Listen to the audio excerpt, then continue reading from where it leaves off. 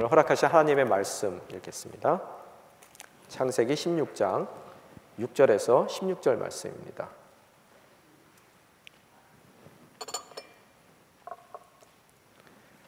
허락하신 하나님의 말씀 저희 한 목소리를 읽겠습니다. 아브라함이 말했습니다. 당신의 여종은 당신 손에 달렸으니 당신이 좋을 대로 그녀에게 하시오. 그러자 사레가 하갈을 학대했습니다. 하갈은 사레 앞에서 도망쳤습니다. 여호와의 천사가 광야의 샘 곁 곧 술길에 있는 샘에서 그녀를 만났습니다. 여호와의 천사가 말했습니다. 사라의 종 하갈아, 내가 어디서 왔고 어디로 가느냐? 그녀가 대답했습니다. 저는 제 주인 사레를 피해 도망치고 있습니다. 그러자 여호와의 천사가 하갈에게 말했습니다. 내 여주인에게로 돌아가서 그녀의 명령에 복종하여라. 여호와의 천사가 하갈에게 말했습니다. 내가 내 자손을 크게 번성케 해 셀 수 없을 만큼 불어나게 할 것이다. 여호와의 천사가 하갈에게 말했습니다. 내가 지금 임신했으니 아들을 낳을 것이다. 그 이름을 이스마엘이라 하여라. 여호와께서 내 고난을 들으셨기 때문이다. 그가 들락이 같은 사람이 돼 모든 사람과 싸울 것이고 모든 사람은 그와 싸울 것이다. 그가 그 모든 형제들과 대적하며 살 것이다. 하갈은 자기에게 말씀하시는 여호와의 이름을 주는 나를 보시는 하나님이라고 불렀습니다.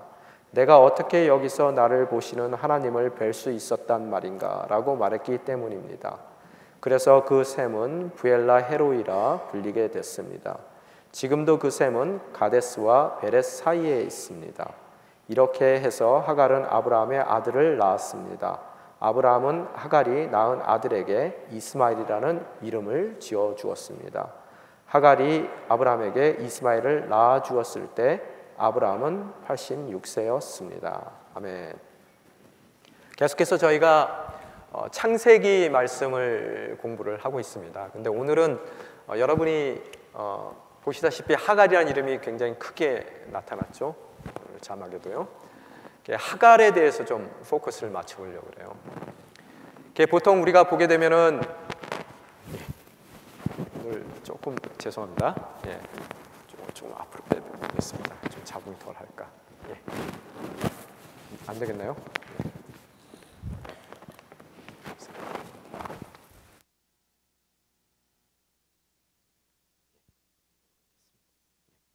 예, 죄송합니다.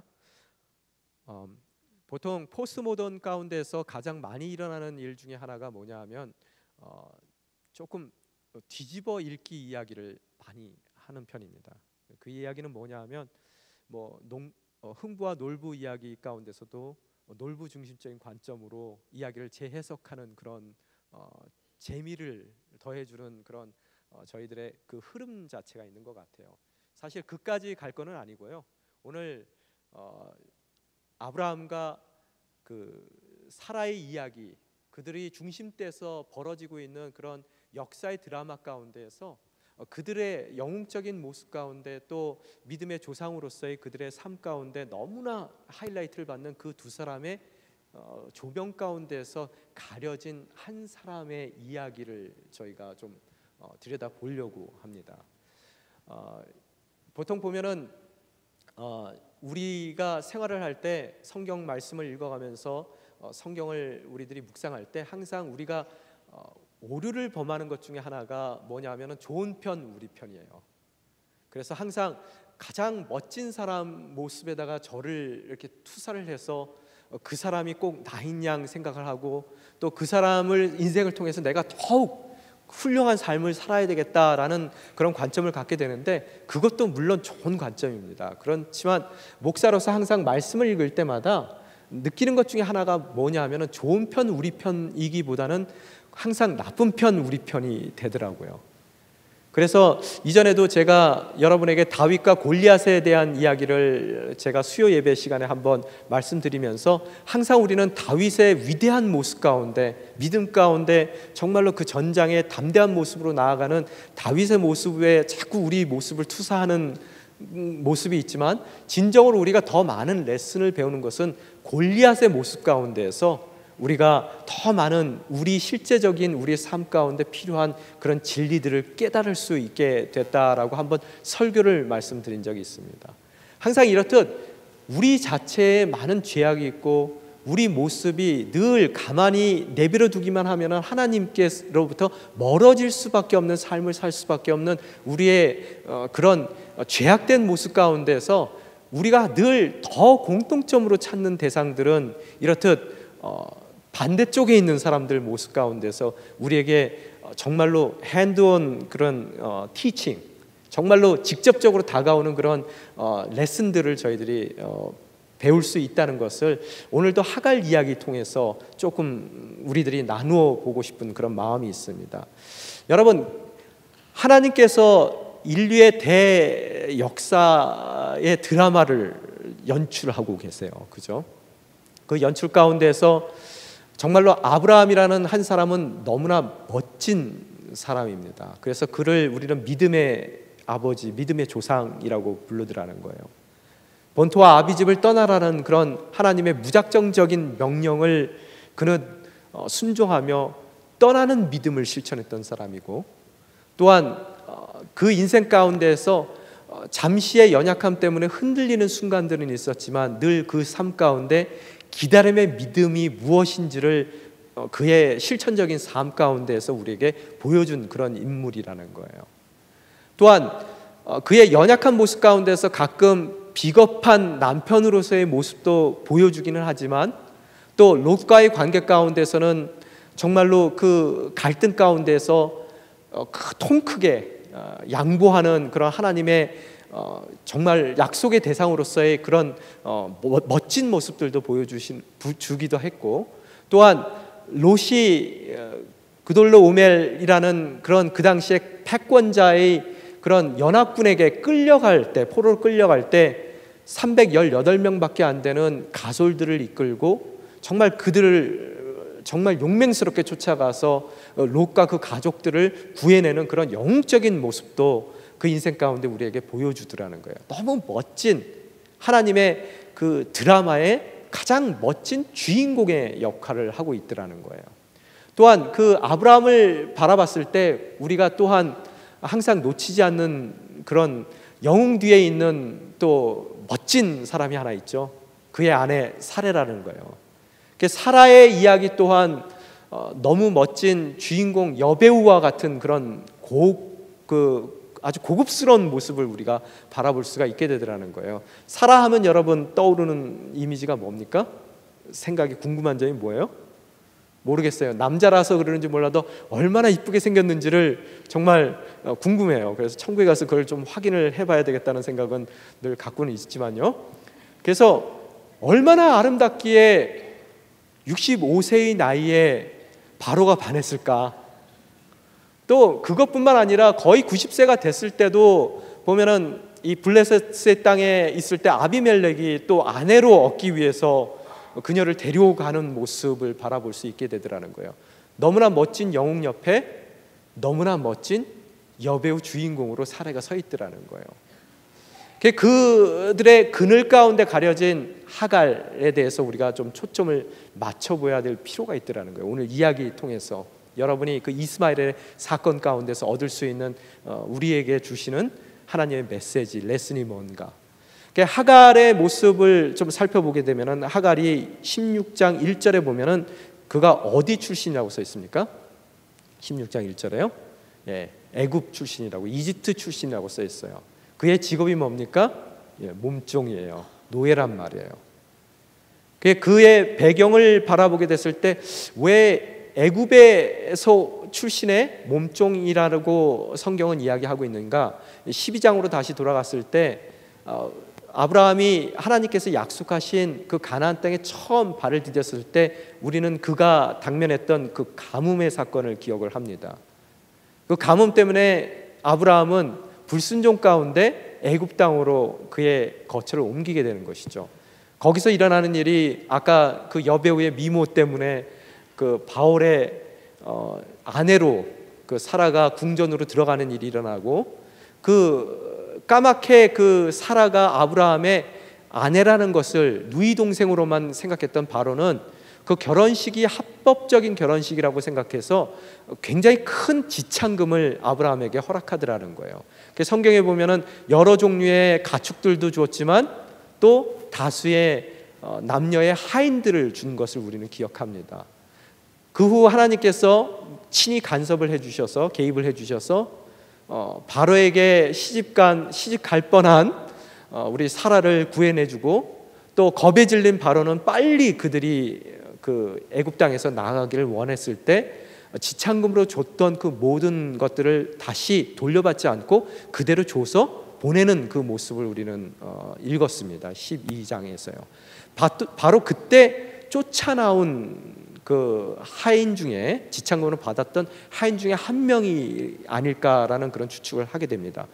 그런데 오늘 이렇듯 불순종 가운데 이리저리 고민하다 자녀의 생산이 불가능하다라고 느껴진 사례의 선택은 극히 인간적인, 그 당시에 세상적인 선택을 하게 되는 것이죠.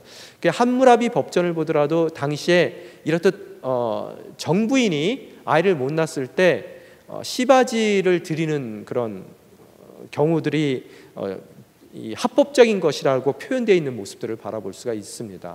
또한 이 가나안 땅에서의 삶 가운데 틀림없이 많은 사람들이 그러한 세상적인 그런 풍속을 용납을 했을 거예요. 믿음의 사람으로서 사례가 기다려야 됐음에도 불구하고 안 될 거라는 불신앙 가운데서 그는 세상 사람들이 하는 그 고드레의 풍속을 따라서 아브라함에게 이제 첩을 드리기로, 후궁을 드리기로, 중전마마가 후궁을 드리기로 마음을 먹게 되더라는 거예요. 왜 이 얘기를 하냐면요, 그 입장 가운데서 하갈을 선택하게 된 사라의 배경이 어디 있겠느냐라는 것을 여러분이 좀 살펴보셔야 되겠더라는 거예요. 만약에 여러분이 사라의 입장이라면 어떠한 여인을 후궁으로 여러분이 간택을 하겠습니까? 지금 사라 같은 경우에는 나이가 먹어가면서 아이를 못 갖는 것에 대한 어느 정도의 컴플렉스를 갖고 있었던 사람이에요. 그래서 제가 아마 사라라면은 조금 젊은 어린 아이들을 선택을 할 것 같아요. 그래서 그 선택을 했을 때 보면은 그 가임기 여성 중에서 가장 순풍순풍 아이를 잘 낳을 수 있는 나이, 또 아이를 낳더라도 조금 건강한 아이를 출산할 수 있는 여인으로 고르기 위해서 아마 잘은 몰라도 15세, 16세 정도의 그 소녀들 가운데서 선택을 하지 않았을까라는 생각이 듭니다. 자기가 데리고 있던 여정 중에서 이 가임기 중에서 가장 나이 어린 쪽으로 선택을 했을 거라는 얘기를 우리들이 생각해 봤을 때 아마도 틀림없이 그러면은 15에서 16 정도의 애굽 출신의 하인이었던 하갈을 선택했을 거라는 거예요. 그런데 오늘 성경을 보게 되면은 성경 3절에 16장 3절에 보면은 이 사건이 일어난 배경이 그들이 가나안 땅에 체류한 지 10년째 되던 해라고 이야기가 써 있습니다. 그렇게 됐을 때 여러분이 하갈의 그 배경을 되짚어 보면은 이 당시에 한 16 정도, 15 정도 된 소녀라면은 아마 그가 아브라함 집에 처음으로 그 지참금으로 팔려왔을 때의 나이는 한 5살 정도의 나이에 그 집에 팔려오게 됐을 거라는 거예요. 그게 한번 생각해 보세요. 6살 때 가장 엄마의 손길이 필요한 그 당시에 정말로 노예라는 신분으로 태어났기 때문에 그 어떠한 사랑도 받아보지 못하고 가축 팔려가듯이 한 집안으로 팔려간 입장이 됐단 말이에요. 평생을 살면서 한 번도 진정한 사랑을 경험하지도 못했을 것이고, 또 여러 사람들의 관심을 받지도 못했을 것이고, 또한 늘 사라의 모습만을 바라보며 그 멋진 여배우의 그 스팟라이트만을 바라보며 너무나 초라한 자기의 모습을 생각하며 정말 나도 사라같이 되고 싶다라는 그 꿈 자체가 꾸기가 어려울 정도의 그런 비참한 현실 가운데 있었던 하나의 어린 노비였을 거라는 거예요. 그죠? 또한 그 나이적으로 봤을 때는 그 정도 됐을 거고, 만약의 경우 여러분이 사라 입장에서 그러면 어린 나이에 그 후궁을 간택했을 때 그 다른 요건이 뭐였겠어요? 모르겠어요. 여자들은 질투가 많다 그러는데 여러분이 아무리 멋진 사라지만, 그죠? 후궁을 간택하는 그 중전의 입장에서 어떻겠어요? 제가 사라 입장이라면 아마 틀림없이 외모로는 내가 신경 쓸 일이 없는 그런 대상을 골랐을 것 같아요. 그죠? 뭐 아브라함 자기 보러 알아서 고르라고 그러지 않는 이유가, 남자들이라는 게 어때요? 죄송해요. 남자들은 어때요? 이왕이면 다홍치마라고, 이왕 주어진 기회니까 옳거니 잘 됐다. 아마 제일 아름다운 그런 사라에 버금갈 정도로 아름다운 그런 후궁을 선택을 했을 거라는 거예요. 그렇지만 그것을 아마 사라가 미리 알았을 것 같아요. 성경을 읽다 보면 사라라는 인물이 보통 인물은 아닙니다. 하나님 앞에서도 어때요? 하나님을 비웃을 정도의 그런 배짱이 있는 여인이라는 거예요. 그래서 그 입장 가운데서 아마 후궁을 선택했을 때 애만 순풍순풍 잘나는 여인이라면, 특별히 외모가 많이 떨어지더라도 그 사람이 틀림없이 후궁으로서의 모든 조건을 가졌다라고 생각을 했을 것 같아요. 그리고 여러분, 순풍순풍 잘나는 그 여인들의 체형을 여러분이 잘 아신단 말이에요. 저희 집안을 뭐 말을 해서 좀 죄송하지만 저희의 할아버지의 아버지가 그렇게 자녀가 많은 집안에서 태어나신 분이 아닌데 만석군의 아들이었었어요. 그래서 그분을 결혼시킬 때 유일한 그 결혼의 조건이 뭐냐면 키가 적고 엉덩이가 좀 큰 분을 그 배우자로 선택을 하셨다는 거예요. 그 유전자의 저주가 아직까지 남아 있습니다. 그 덕에 10세 자녀를 두시기는 했는데, 집안의 모든 여자들이 다 키가 작고 엉덩이가 커요. 그래서 저는 자라오면서 많은 키 작고 엉덩이가 큰 여자들 사이에서 자랐습니다. 우리 밴쿠버 온누리교회에도 저희 친척 같은 분들이 굉장히 정감 가는 분들이 많아요. 감사합니다. 웃어주셔서. 이렇듯 사라가 선택한 하갈 자체가 어떠한 외모의 소유자일 거라는 것은 대충 상식적인 선에서 추측은 가능한 것 같아요. 너무나 아닌 외모, 또 너무나 비천한 출신. 그렇지만 아기를 잘 낳을 수 있고, 또 아기를 낳은 이후에도 사라가 전혀 걱정 안 해도 되는 대상, 그런 대상으로 선택된 하갈이 여러분의 입장이라면 여러분의 삶은 어떠했겠는가를 여러분이 한번 생각해 보셔야 되더라는 거예요. 아무런 꿈을 꿀 수 없어요. 뭘 알지도 못하는 나이입니다. 사라를 부러워하기는 해도 감히 부러워하는 것조차가 불가능할 거라는 것, 부러워한다는 것 자체가 불가능할 거라고 생각했던 그런 처지였을 거예요. 그러던 어느 날 갑자기 85세 된 할아버지의 방으로 밀어넣음을 당하게 되더라는 거예요. 그게 뭔지도 몰랐어요. 하룻밤을 지내고 보니까 무슨 일을 겪었는지도 모르는 상황 가운데에서 자기에게 너무나 인생 가운데서 자기가 생각지도 못했던 큰 변화를, 극적인 변화를 경험하게 되더라는 거예요. 애를 갖기 시작하니까 어때요? 사람들이 관심을 갖기 시작해요. 아기를 갖고 있으니까 그동안은 정말로 맨날 물들어 다니고 잡일을 하고 하루도 쉴 새가 없이 움직였던 그녀를 한 구퉁이의 조용한 천막 안에서 귀한 또 자식을 가졌으니 곱게 거기에 쉴 수 있게 해주고, 또 그녀를 도울 수 있는 몸종을 붙여줬을 것이고, 또 생각지도 않게 그렇듯 영웅적으로 보였던 그런 아브라함이 자신에게 찾아와서 그윽한 눈빛으로 자기를 봐주고, 또 점점 불러오는 배를 만져주면서 또 태명을 지어서 늦둥아라고 불러주고, 또 그 배에서 발길질이라도 한번 하고 주먹질이라도 한번 하면은 너무너무 기뻐서 쳐다보고, 이게 꿈인가 생신가?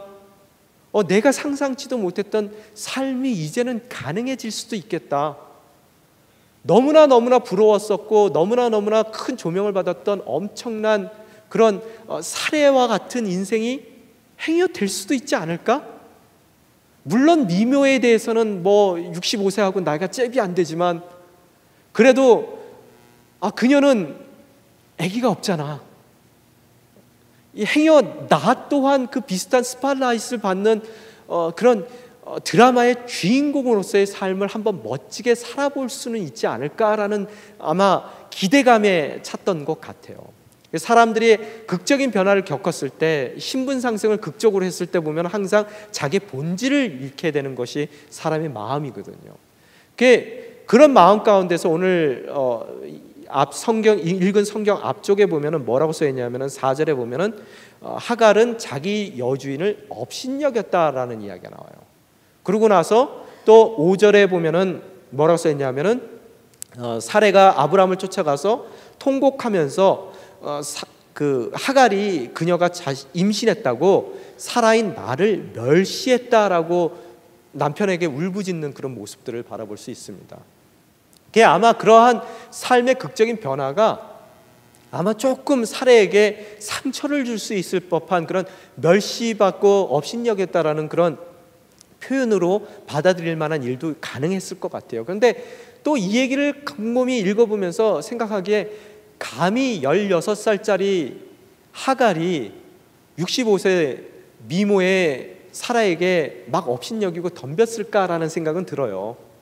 그게 아마 아닐 거예요. 아마 그 남편이 관심을 안 가질 줄 알았는데 지나친 관심을 갖는 것 자체를 그 천막 앞을 지나가면서 슬쩍 보니까 그 기뻐하는 얼굴과 둘이 너무 즐거워서 그 나온 배를 막 만지고 이런 걸 보니까 아마 샘이 좀 났을 것 같고, 그래서 저러면 안 되겠다라는 생각이 들어서 야, 너 하갈 물 좀 떠갖고 와. 제가 지금 몸이 무거워서 무슨 소리야? 너는 여종인데 왜 물을 못 떠와? 뭐 요 정도의 이 업신여김이 예전과 같은 다른 모습이 있었을 거라는 그런 생각은 들더라는 거예요. 하여간 그 결과가 뭐냐 하면 오늘 6절에 보면은 뭐라고 써 있습니까? 6절 한번 띄워주세요. 뭐라고 써 있어요? 그러자 사레가 하갈을 학대했습니다 라고 써 있어요. 남편에게 컴플레인 하니까 남편은 참 이 아브라함이라는 사람 자체가 너무나 비겁한 모습이 많아요. 좋으면 좋은 거지, 그거를 또 사례가, 그러니까 여러분 얼마나 무서운 여인인가를 여러분이 잘 보셔야 되더라는 거예요. 남편에게 컴플레인 하니까 남편이 어때요? 알았어, 당신이 그 여인의 주인이니까, 여종이니까, 이 애는 여종이니까 당신이 알아서 해. 그리고 한 발 물러서는 아브라함의 이 비겁한 모습 가운데 상대적으로 사라의 용맹성을 여러분이 보실 수 있어야 되더라는 거예요. 그죠? 그러고 나서 본격적인 학대가 시작됐다는 거예요. 그 학대가 시작돼서 그 학대의 결과가 뭡니까? 결국 하갈이 그 학대를 이기지 못하고 집에서 가출하는 사건이 일어나게 되더라는 거예요. 여러분, 가출, 여기에 여러분 한번 곰곰이 생각해 봐야 되겠더라는 거예요. 요새도 한국이고 캐나다고 10대 여자아이들이 집에서 가출하게 됐을 때 그 결과가 어떠냐는 거예요. 굉장히 가출하기 이전보다 더 험악한 삶을 살 수밖에 없는 것이 현실이에요. 당시의 고대 시대에 16살짜리 여자아이가, 그것도 임신한 몸으로 가출했다는 얘기는 죽든지 아니면 살아남더라도 정말로 가출하기 이전의 삶보다는 더 비극적인 삶으로 내달릴 수밖에 없는 것이 가출이에요. 아마 어린 나이지만 그것이 무엇인지를 알면도 불구하고 오늘의 현실이 너무너무 힘들었기 때문에, 너무너무 견딜 수 없기 때문에 정말로 더 안 좋을 상황으로 내몰릴 거라는 것에 대한 이해는 있지만, 그래도 자기의 삶의 자리를 벗어나 광야로 도망하고 있는 그런 하갈의 모습을 우리들이 바라볼 수가 있게 되더라는 거예요. 그 광야 가운데서 울고 있는 그 하갈의 모습, 그죠? 여러분이 그러한 삶을 바라볼 수가 있게 되더라는 거예요.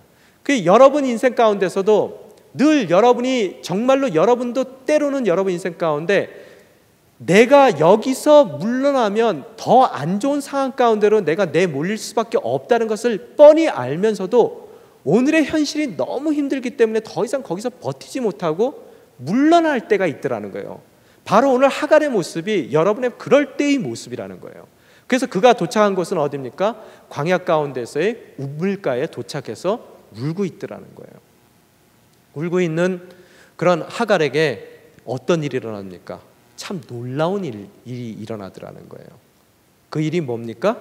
하나님이 그녀를 찾아와 주시더라는 거예요. 하나님의 천사를 통해서요. 여러분 하갈 입장에서 어떻겠어요? 늘 정말로 멋진 메일 스팟라이트의 중앙에 있었던 그 주인공들의 아브라함과 사라의 하나님이셨어요. 그걸 그녀는 알고 있었단 말이에요. 그리고 그것이 부러웠어요. 왜? 엄청난 바로가 그 하나님 앞에서 꼼짝 못하는 것을 봤고요, 하나님이 정말로 그들의 편에 서서 그들의 삶을 지켜내 주신다는 것을 봤고, 또 그 가정 가운데서 하나님께서 어떠한 일들을 그들을 통해서 이루어 가신다는 것, 정말로 그들의 움직이는 그 발걸음마다 보호해 주시고 안보해 주시는 그 하나님의 은혜가 뭔지를 알고 있었단 말이에요. 그런 멋진 이들의 하나님이시니까 그 하나님께서 이 멋진 이들에게 정말로 그러한 은혜를 베풀어 주셨는데, 너무나 비천하고 너무나 아무것도 아닌 나 같은 사람에게 그 하나님이 동일한 하나님이시겠느냐, 나와 거리가 있는 하나님이라고 늘 생각했던 그 하나님께서 나의 슬픔의 자리에서, 나의 신임의 자리에서, 나의 탄식의 자리에 찾아와 주시는 것을 경험하게 되더라는 거예요. 이해가 되십니까? 여러분도 여러분 삶 가운데서 정말로 현실을 피해서 도망했을 때 그 도망의 장소가 여러분의 현실보다 더 나쁜 곳으로 도망할 수밖에 없을 정도로 어려운 상황 가운데서 여러분이 할 수 없어 도망한 그 자리에 눈물을 흘리고 여러분이 괴로워하는 바로 그 순간이 하나님을, 그런 아브라함과 사라의 하나님, 영웅과 여주인공의 하나님을 여러분 또한 여러분의 하나님으로 만날 수 있는 기회를 얻을 수 있는 축복의 순간이 될 수 있다는 것을 여러분이 기억하셔야 된다는 거예요. 그를 찾아오십니다. 너무 멋지게 찾아오셔요. 그런데 문제가 생겼습니다. 그 문제가 뭐라고요? 8절에 한번 보십시다. 뭐라고 써 있습니까? 천사가 찾아와서 말했어요. 뭐라고요? 사라의 종 하가라, 이왕 찾아와 주신 거면 사라야 그러든지, 아니면 하가라 그러든지, 아니면 사랑하는 하가라, 너무 멋진 하가라 뭐 이렇게 해주시면 좋은데 앞에 뭐가 수식어가 붙어요? 사라의 종 하가라. 이건 도대체 뭐예요? 이왕 찾아올 것 같으면은. 여러분들 중에서 그런 분들이 있어요. 너무나 아닌 남편 때문에, 말도 안 되는 그 남편 때문에 방황하는 부인들이 있단 말이에요. 아내들이 있어요.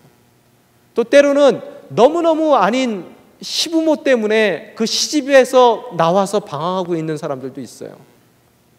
또한 너무나 말도 안 되는 아내 때문에 세상을 배회하고 다니는 많은 남편들이 있더라는 거예요. 또 행여는 직장 가운데서 너무나 안 좋은 대접을 받고 내가 더 이상 버틸 수가 없어서 그 직장을 떠나면 안 됨에도 불구하고 할 수 없어 떠나서 지금 탄식의 눈물의 운물가에 있는 경우도 있단 말이에요. 그런데 와서 뭐라 그래요? 누구누구의 아내 누구누구야. 그 사람 싫어서 떠났는데. 또 정말로 시월드 그 시금치도 듣기 싫은 그 누구누구의 시집의 며느리 누구누구야. 지금 이해가 되십니까? 이 얘기가요? 지금 그렇게 와서 정말로 사례라면은 소름 끼칠 정도로 싫어서 모든 것을 감수하며 떠나서 눈물의 자리에 서 있는 나에게 하나님이 찾아오시면서 뭐라고요? 사례의 종 하가라. 무슨 의미입니까? 다시 한번 하나님께서 하갈의 위치를 다시 한번 확인시켜 주시는 거예요. 물론 그 위치가 자기가 선택한 것도 아니고 좋은 것 가운데서 일어난 일도 아니에요. 오히려 이 사라의 불순종과 아브라함의 불신앙 가운데서 일어난 그런 비극의 결과란 말이에요. 또한 세상의 그런 노예라는 그런 제도 가운데서 억울하게 내가 내몰릴 수밖에 없는 그런 나의 어찌할 수 없는 상황이란 말이에요. 그럼에도 불구하고 그 모든 상황이 하나님이 진정한 하나님이시라면은 그분의 선택 없이, 그분의 허락 없이는 내가 그 자리에 설 수 없다는 것을 말씀해 주고 계시는 거예요. 이 얘기가 뭐냐 하면은 멋진 인간의 대역사의 드라마를 하나님께서 연출하시는데요, 때로는 거기에 주인공도 있고 너무나 비천한 조연들도 있지만 그 연출을 이루어 나가시는 하나님께 내 역할을 결정할 수 있는 모든 결정권이 그분 손에 달려 있다는 것을 우리는 믿음 가운데 고백해야 된다는 거예요. 그 대역사의 드라마를 통해서 주님께서는 어떠한 역할을 맡았든 믿음 가운데 나아가기만 한다면 그 역할을 통해서 여러분에게 해피엔딩의 모습을 선사하실 분이라는 거예요. 여러분의 그 가정에 처해 있는 가정이 너무너무 사례와 같은 학대가 있는 가정이라 하더라도 하나님의 허락 없이는 여러분이 그 자리에 서 있을 수 없다는 거예요. 여러분의 직장이 너무나 힘든 학대의 직장이라 하더라도 하나님께서 여러분에게 허락하지 않다면 여러분의 자리가 아니라는 거예요. 허락하셨다면 바로 그 자리가 내 자리임을 깨닫게 되는 것이 바로 오늘 이 성경에 나오신 사라의 종 하가라라고 말씀하셨을 때의 하나님의 말씀이라는 거예요. 인생을 살다 보면 가장 어려운 것이 내가 누군지를 모를 때가 제일 어려운 거예요. 또한 인생의 가장 큰 문제는 뭐냐 하면 내가 누군지는 알지만 다른 사람이 되고 싶은 것이 가장 인생의 큰 문제예요. 오늘 잠시 하갈은 누가 되고 싶었어요? 사례가 되고 싶었던 거예요. 아니라는 거예요. 내가 너에게 허락한 소명의 자리는, 부르심의 자리는, 내가 요구하는 순종의 자리는 바로 사라의 종의 자리라는 거예요. 그곳에서 내가 허락한 그 역사를 네가 온전히 이루어 나갔을 때 진정으로 하나님께서, 연출자이신 하나님께서 원하시는 선한 이야기가 진행될 수 있다는 것을 다시 한번 우리에게 상기시켜주는 내용이라는 거예요. 사라의 종 하가라. 누구누구의 며느리 누구야? 누구누구의 남편 누구야? 누구누구의 아내 누구야? 바로 그 얘기를 말씀해 주신다는 거예요. 그래놓고 그 다음 뭐라고 나옵니까? 또 하나의 질문이 나와요. 그러면서 그 정체성에 대해서 이야기를 하시고 나서 뭐라고요? 내가 어디서 왔고 어디로 가느냐? 무슨 노랫말 같아요. 그죠? 철학적인 질문입니다.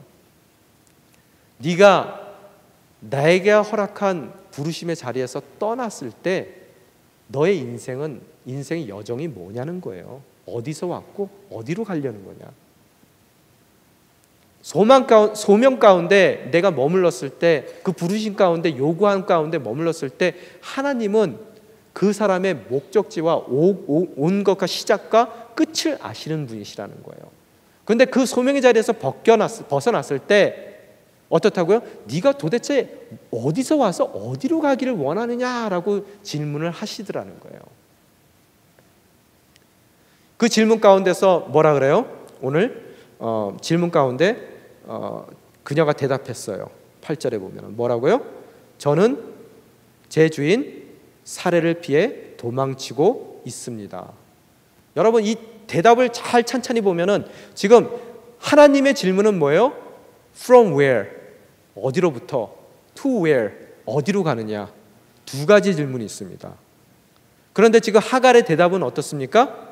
사례로부터, 내 주인 사례로부터 도망하고 있습니다 라고만 대답을 하더라는 거예요. 뭐예요? 어디로부터에 대한 답은 했지만 어디로에 대한 답을 하지는 않았더라는 거예요. 반쪽짜리 대답을 하더라는 거예요. 이 얘기가 무슨 얘기입니까? 소명의 자리에서, 부르심의 자리에서, 요구의 자리에서 떠났을 때 여러분은 어디로 갈지 몰라요. 알 수가 없습니다. 목적지가 없어요. 막막해요. 일단 급해서 너무 힘들어서 더 이상 버틸 수가 없어서 그 자리를 떠났긴 떠났는데 지금 여러분이 도착한 곳은 광야의 우물가고 그 우물가에서 어디로 갈지를 모르기 때문에 여러분은 탄식하고 눈물 흘리며 여러분은 정말로 신음하며 울적거리고 지금 눈물을 흘리고 그 자리에서 좌절하고 있더라는 거예요. 어디로 갈지 모르는 거예요. 그것이 인생이라는 거예요.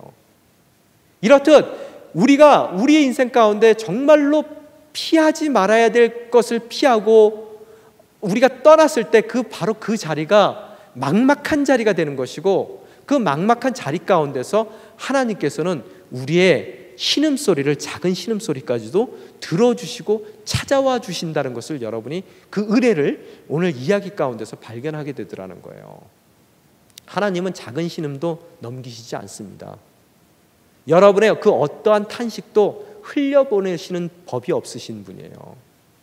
여러분이 그 소명의 자리에서 너무 힘들어서 비껴나갔을 때, 그래서 더 이상 내가 어찌 나가야 될지, 어디를 향해 나아갈지 모르고 여러분이 좌절 가운데서 눈물을 흘리고 있을 때 그 눈물을 바라보시는 분이 바로 하나님이시라는 거예요. 성경을 보더라도 400년 동안 애굽에서 신음하던 그런 이스라엘 백성들의 탄식을 하나님께서는 들으셨단 말이에요. 또한 70년 동안 바벨론의 포로로 끌려갔을 때 그 끌려감 가운데서의 그들의 울부짖음을 하나님께서는 들으셨다는 거예요.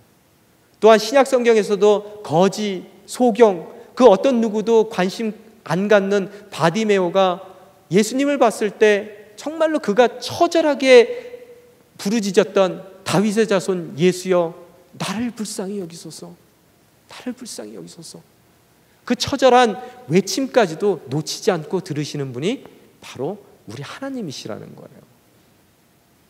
또한 여러분이 삭개오와 같이 진정으로 예수님을 부르고 싶은 마음은 있지만 감히 부르지 못하는 입장이라 먼 나무에 매달려서 소리도 제대로 못 내고 탄식하며, 속으로 탄식하며 애통해하는 그의 눈물을, 속으로 우는 그 울음을 어떻다고요? 예수님은 그 속으로 우는 그 탄식까지도 들으시는 하나님이시라는 거예요. 바로 그 탄식의 자리가 주님이 우리의 울음을 들으시는 자리고, 우리의 신음을 들으시는 자리고, 우리의 탄식을 들으시는 자리고, 우리의 눈물을 보시는 자리라는 것을 여러분이 아셔야 되더라는 거예요. 그 가운데 하나님께서 말씀을 하십니다. 뭐라고 말씀하세요? 참 기가 막힌 말씀을 하세요. 9절에 보면, 제가 이걸 읽으면서 참 왜 이러실까 그랬어요. 9절 한번 같이 읽겠습니다. 시작. 그러자 여호와의 천사가 하갈에게 말했습니다. 내 여주인에게로 돌아가서 그녀의 명령에 복종하여라. 이왕 찾아와서 위로해 주실 것 같으면, 그래, 내가 더 잘 살 수 있는 길을 예비해 주마. 그래, 내가 사라의 마음을 좀 변화시켜 주마. 다 잘 될 거야. 뭐 이렇게 해주시면 좋겠는데 뭘 하세요? 돌아가래요. 다시 사라의 종으로서의 그 자리로 돌아가라고 이야기하고 있습니다. 여러분, 인생을 살다 보면 우리 죄인들의 특성이 뭐냐면요, 정말로 피해야 될 것은 안 피하고 대면하고요, 정말로 대면해야 될 것은 피해버려요. 유혹은 여러분 대면하는 것이 아닙니다. 피해야 되는 것이에요. 왜? 유혹의 결과가 뭡니까? 죄예요. 여러분이 타락할 수밖에 없단 말이에요. 그래서 피하는 거예요. 근데 우리는 유혹은 대면해요. 끝까지요. 또한 여러분이 대면해야 될 것이 뭔지 아세요? 고난은 대면해야 되는 것이에요. 피하는 것이 아닙니다. 왜? 고난의 결과가 뭐예요? 바로 축복이라는 것을 여러분이 믿음 가운데 바라보실 수가 있어야 되더라는 거예요. 오늘 다시 한번 주님께서 돌아가라 그러시는 거예요. 돌아가는 것까지는 좋다 이거예요. 근데 또 뭐래요? 뭐라고 말씀하십니까? 사라에게 복종하래요. 죽으면 죽었지 나 이거 못합니다. 제가 어떻게 그거 끔찍해서 지긋지긋해서 더 이상 버틸 수가 없어서 내가 뛰쳐나왔는데 돌아가라니요. 돌아가는 것은 또 끝도 아니고 복종하라고요? 말이 됩니까 하나님? 여러분이 아마 그렇게 하나님께 대들 수도 있을 것 같아요. 하나님께서 왜 이 말씀을 하십니까? 여러분, 하갈이 사라에게 돌아가기 위해서는 바로 이 하나님의 요구의 자리가 그녀에게는 결단의 자리가 돼야 된단 말이에요. 어떤 결단이 필요합니까?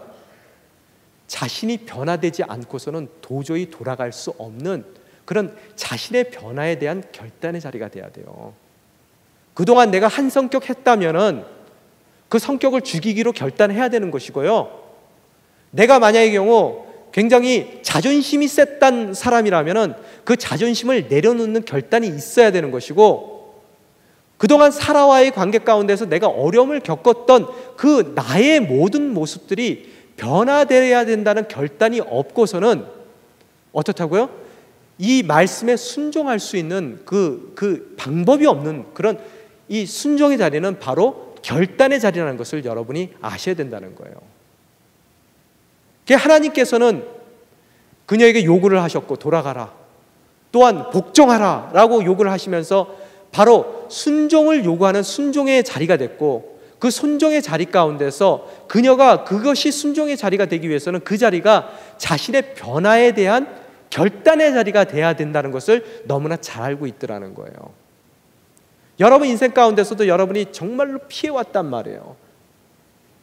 그 어려운 환경 가운데서 여러분이 대면하기 싫은 그들을 멀리하고 도망쳐 나온 이 자리 가운데서 주님께서 여러분에게 찾아와서 무엇을 요구하신다고요? 다시 그 남편의 아내의 자리로 돌아가길 원하시고요, 또 아내로 돌아가기 뿐만 아니라 그 남편에게 순종하는 아내가 되기를 원하시더라는 거예요. 또한 정말로 그 시집살이가 너무너무 힘들어서 떠나온 나의 인생 가운데서 어떻다고요? 다시 그 집안의 며느리로 돌아가기를 원하는 것이고, 또한 며느리로 돌아간 것뿐만 아니라 그 시부모에게 순종하는 삶을, 복종하는 삶을 살기를 하나님께서 요구하시더라는 거예요. 그 순종에 대한 요구 가운데 정말로 우리가 실천해야 되는 것은 나의 변화가 있기 전에는 결단코 우리는 그 순종의 자리로 나아갈 수가 없음을 뜻하더라는 거예요. 그렇지만 여러분이 아셔야 될 것이 그 순종이 바로 어떻다고요? 축복을 향한 그런 문을 열 수 있는 열쇠의 역할을 해준다는 것을 여러분이 오늘 성경 본문 가운데서 바라보실 수가 있어야 되더라는 거예요. 그 다음 장에 뭐라고 써 있습니까? 오늘 뭐라고 써 있어요? 10절에 보면은 여호와의 천사가 하갈에게 말했습니다. 내가 내 자손을 크게 번성케 해 셀 수 없을 만큼 불어나게 할 것이다. 순종하면 어떻게 하시겠다고요? 그 자녀를 정말로 복되게 셀 수 없는 숫자만큼 하나님께서 늘려주신다는 약속을 하시더라는 거예요. 누구에게 준 약속이에요?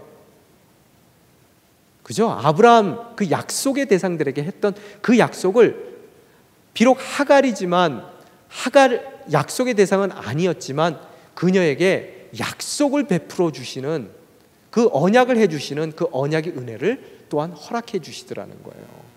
물론 아브라함에게 언약된 그 언약은 그 자손을 통해서 예수 그리스도를 낳는 언약이었단 말이에요. 하갈을 통해서 그런 일은 주님께서 허락하시지는 않습니다.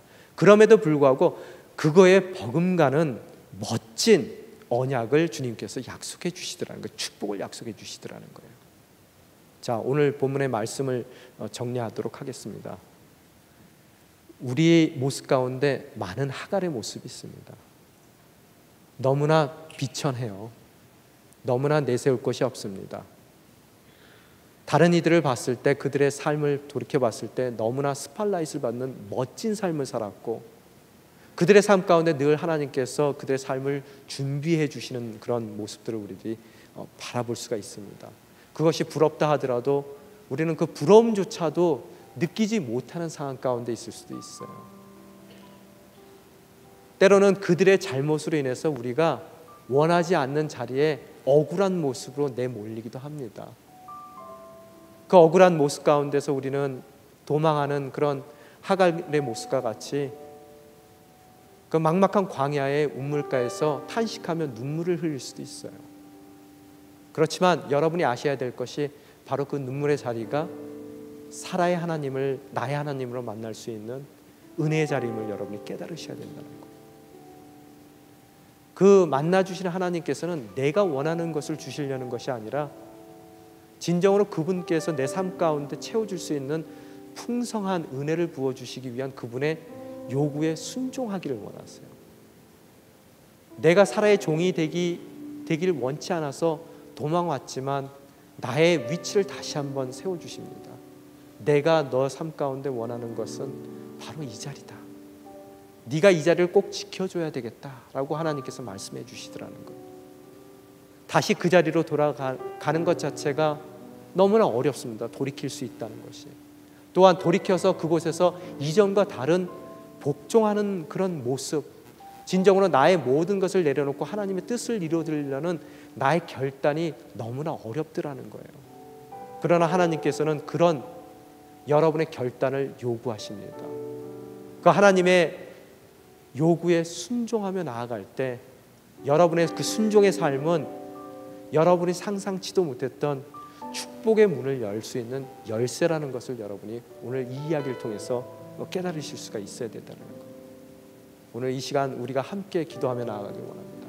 주님, 하갈 같은 우리의 인생 주님께서 붙들어 주시옵소서. 때로는 우리가 살해의 학대를 견디지 못해서 도망가며 어찌할 바를 모르고 한탄하며 눈물을 흘리는 바로 그 자리가 은혜의 자리임을 깨닫게 도와주시옵소서. 그 자리에서 다시 한번 당신의 부르심을 회복하는 복된 인생이 될 수 있게 도와주시옵소서. 제가 원하는 것을 주님께 요구하는 인생이 아니라 더 풍성하고 상상치도 못할 만한 더 큰 축복을 주시기 위한 당신의 요구에 순종하는 복된 당신의 자녀의 삶을 살 수 있게 도와주시옵소서. 그 순종을 통해서 당신께서 예비하신 축복을 향한 그 축복의 문을 열 수 있는 순종의 열쇠를 들고 있는 아름다운 당신의 자녀의 삶을 살 수 있게 도와주시사 하갈이 경험했던 나의 하나님을 우리 또한 경험하는 아름다운 인생으로 인도하여 주시옵소서. 이 시간 함께 기도하며 나아가시겠습니다.